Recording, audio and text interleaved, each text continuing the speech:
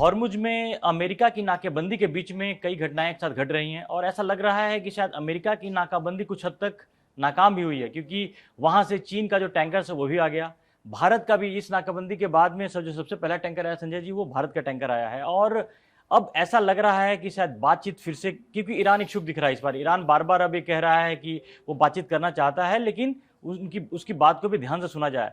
तो चीन सामने आ गया। चीन के राष्ट्रपति ने कहा है कि बातचीत होनी चाहिए और उसके अलावा कोई रास्ता नहीं बनता है, और चीन इसके लिए मध्यस्थता करने के लिए तैयार है। चीन ने जिन 3-4 शर्तों की बात की है, उसमें एक शर्त यह भी है कि चीन का यह कहना है कि आपको ये मानकर चलना पड़ेगा कि ईरान में जो है सरकार है, उस सरकार को आपको एक्सेप्ट करना पड़ेगा, उसके बिना ये बात आगे नहीं बढ़ेगी। और उसमें एक बात ये भी चीन बोल रहा है कि जो खाड़ी के देश हैं एक दूसरे के ऊपर हमला ना करें।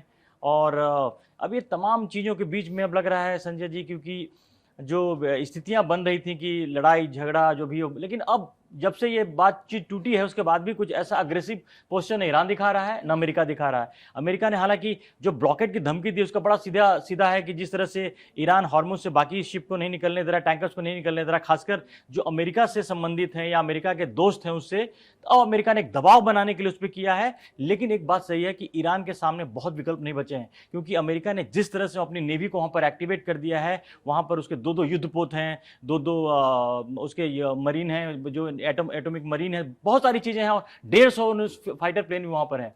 तो इस बड़ा साफ है, मैसेज बड़ा साफ है कि अगर ईरान अमेरिका के हिसाब से या अगर आपस में बैठ कर अगर इसका हल नहीं निकालता है तो इसके बाद अमेरिका हमला आगे भी कर सकता है, और ईरान इस वक्त बैकफुट पर दिख रहा है। ये बिल्कुल सही बात है कि अगर अमेरिका के 2 युद्धपोत ईरान के बंदरगाहों के आसपास आकर के उसको घेर के खड़े हो चुके हैं, उसके हर युद्धपोत पे कम से कम 70-75 फाइटर जेट बैठे हुए हैं, तो ये स्थिति थोड़ी सी बदल गई है। ये वो वाली स्थिति नहीं है जब अमेरिका ईरान पे हवाई हमले कर रहा था या मिसाइल फेंक रहा था। जाहिर सी बात है कि अब मोड थोड़ा बदला है। और दूसरी सबसे बड़ी बात यह है कि ईरान का तेल ईरान के बंदरगाहों से नहीं निकल पाएगा। सबसे बड़ी वजह इसकी यही है, जो ईरान के लिए बहुत ज्यादा, ये अमेरिका चाहता भी है। हाँ, जो ईरान के लिए शायद सबसे ज्यादा कमर तोड़ने वाली बात यही है। असल में अमेरिका ने पहली बार कोई ऐसी चीज की है जिससे ईरान के ऊपर सीधा असर पड़ रहा है। और ये भी है कि ईरान चोरी छिपे अभी तक अपने बंदरगाहों से तेल इधर से उधर भेजता रहा है, प्रतिबंध के बावजूद ये तेल उसके जाते रहे हैं। अब इस पर चूंकि बंदरगाह से तेल निकलेगा ही नहीं, जहां भी उसके तेल केंद्र हैं वहां से तेल नहीं निकलेगा, तो ईरान दबाव में आएगा। लेकिन दूसरी चीज, एक बात और समझिए, अगर ईरान बातचीत के टेबल पर पाकिस्तान में गया था तो इसका मतलब ये भी है कि ईरान बातचीत करना चाहता है, चीज़ों को ख़त्म करना चाहता है। लेकिन अगर आप इसमें संयुक्त अरब अमीरात, सऊदी अरब, कतर और सबसे बड़ी बात इजराइल की भूमिका को देखेंगे तो ऐसा लगता है कि ये जो 4 देश हैं तो चाहते हैं कि ईरान को और हाँ, ये चाहते ही नहीं है कि वहां पर ये हमले रुकें, युद्ध रुकें। वो इजराइल का तो खास तौर पर है कि जितना भी हमला होगा ईरान और कमजोर होगा और होता चला जाए। और ऐसे भी इजराइल ने क्या किया, यहाँ पर हमला हो रहा है, अमेरिका लगातार इधर हमला कर रहा है, उधर उसने चीजों को डाइवर्ट करके लेबनान की तरफ वो जितना घुस सकता है उतना घुस रहा है और वहां पे हिजबुल्लाह को तबाह कर रहा है। तो लेकिन ये बात सही है कि ईरान ने ये युद्ध नहीं किया था, ये युद्ध रुकना चाहिए। सबसे बड़ी बात, ये युद्ध इसलिए भी रुकना चाहिए क्योंकि आधी से ज्यादा दुनिया इसमें प्रभावित हुई है, इसमें एशियाई देश खास तौर पर बहुत ज्यादा प्रभावित है। इसमें अब जो फर्क ये आया है कि पहले जो रूस और चीन इस तरह की बातें नहीं करे, मध्यस्थता की बातें नहीं करे। देखिए इसमें पूरे जो मध्यस्थता के तौर पर अगर देखा जाए तो सामने में पाकिस्तान था, पीछे से टर्की था, लेकिन वो पूरी तरह से फ्लॉप हो गया। अब ऐसे में रूस ने भी ऑफर किया था कि वो भी मध्यस्थता कर सकता है, और चीन का आना, इसका मतलब साफ तौर पर दिख रहा है कि जो अमेरिका का जो टारगेट था आर्थिक नाकेबंदी करने का, जो उसने जो एक नया जो दांव खेला है, वो उसका असर पड़ता दिख रहा है। क्योंकि इसका सबसे ज्यादा नुकसान चीन को ही होना है, क्योंकि चीन ईरान से बहुत ज्यादा मात्रा में तेल खरीदता भी है। इसकी वजह से अब चीन को भी लग रहा है कि अब कहीं ऐसा ना हो कि जो अमेरिका पूरी तरह से मामले को घुमा करके कहीं चीन की तरफ ना ले आए, और रूस भी अब आग एक्टिवेट हो रहा है। इसका मतलब बड़ा साफ है कि इससे पहले जो बातें कही जा रही थी कि पूरे युद्ध के दौरान में रूस और चीन दोनों ईरान को चुपके मदद कर रहे थे, बाकी जितने भी हथियार हों या बाकी चीजों से मदद करते, लेकिन अब अमेरिका ने उस रास्ते को ब्लॉक कर दिया जहां से ईरान की मदद करना भी संभव नहीं है। ऐसे में अब लग रहा है ऐसा कि अब चीन आगे आ रहा है, रूस आगे आ रहा है, तो अब लग रहा है कि शायद अब तेवर बड़े ढीले पड़ गए। ईरान ने शायद एक गलती कर दी कि वो जो इस्लामाबाद आ गया, उसके बाद जो ईरान जहां पर अग्रेसिव और फ्रंट फुट पे जो था, उससे उसकी चीजें वहां से पीछे की तरफ चला गया है, और अब ईरान के पास बहुत ज्यादा विकल्प नहीं दिख रहे हैं।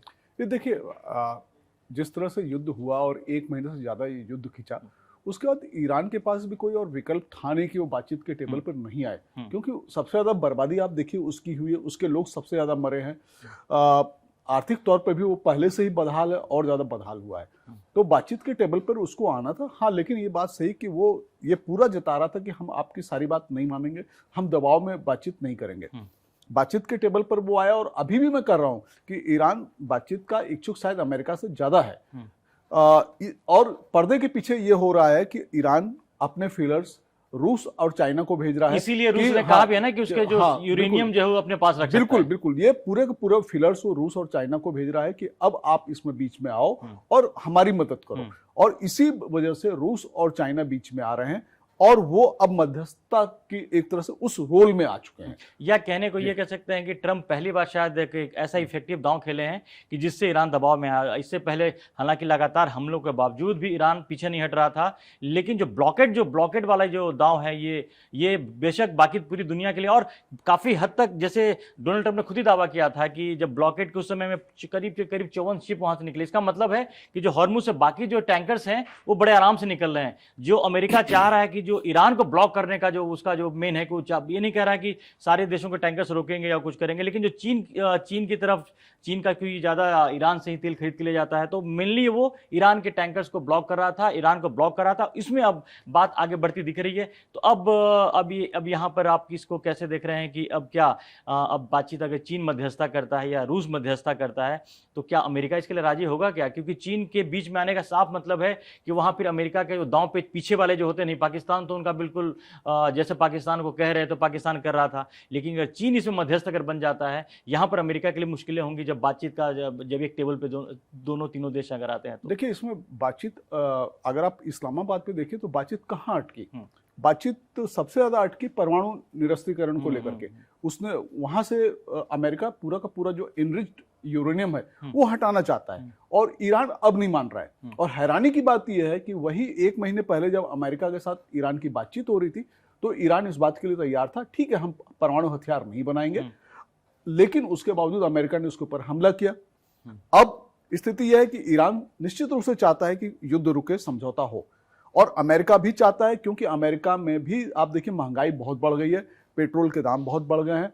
युद्ध में जितना पैसा खर्च हुआ है उतने पैसे का पूरा बोझ अमेरिकी जनता पे पड़ने वाला है। वहां पे मध्यावधि चुनाव होने वाले हैं, और अब की जो अमेरिका की सारी रिपोर्ट्स आ रही हैं वो लोग ट्रंप से बहुत बुरी तरह से आजीज आ गए हैं कि ट्रंप के सारे जो फैसले हो रहे हैं वे बहुत बेतुके फैसले हैं।